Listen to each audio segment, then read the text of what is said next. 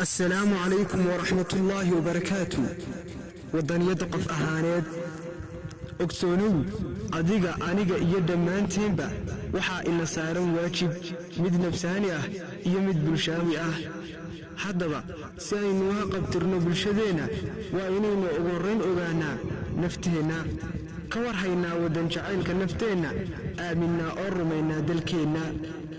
ودنيا قف أهانيد haddii aynu sharaxno waa caadifada ama dareenka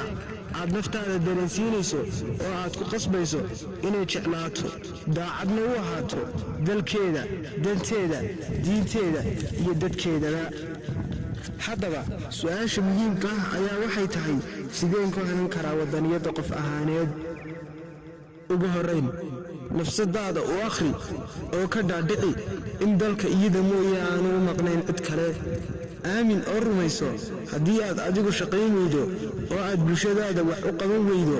إن أولو ما يبوس وين آني تشيري عد ويحين كارتبوس ناس إلا أديكو موياني سمي أوشوكتين في علادة عدوارك تويني أنفعيان دالكاغا دين تادا يدن تادا با waxaa dhici doonta in ugu yaraan aad bartid hal qof kadibna ficilkaasi wanaagsan uu sii baaho daawade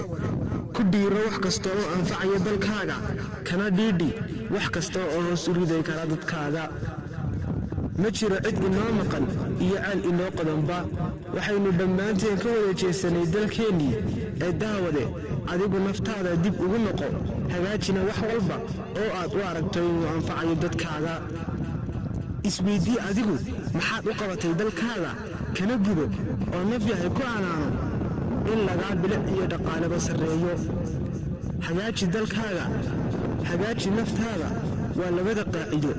ee haddii aynu ku dhaqmi lahayn aynu qaban lahayn waxyaabo tiradeel ah waxaad arkaysaa maalmaha dambe dhallinyaradii Soomaali oo ka hayaamaya dalkoogii una hayaamaya dhul kale miyaana isweydiinin ayaane dhulkan aad ka hayaamayso si ayaane dhulkan aad u hayaamayso haddaad isweydiiso su'aalahaas waad qaran kartaa wadaniyada qof ahaaneed miidaama dhagamada hadduu maraq dhawaaqaayo waxaad arkaysaa gabadh ama wiil Soomaali ah oo lagu horcaayo wadankiisa balse aanay u baxsanayn oo aanay qorax u soo bixin daawade isku day waliba inaad difaacato dalkaaga ha aado af ahaaneed ama ha aado ficil ahaaneed diintaadana aad mar walba ku hogaamiso ummadaada wassalaamu calaykum waraxmatullaahi wabarakaatuh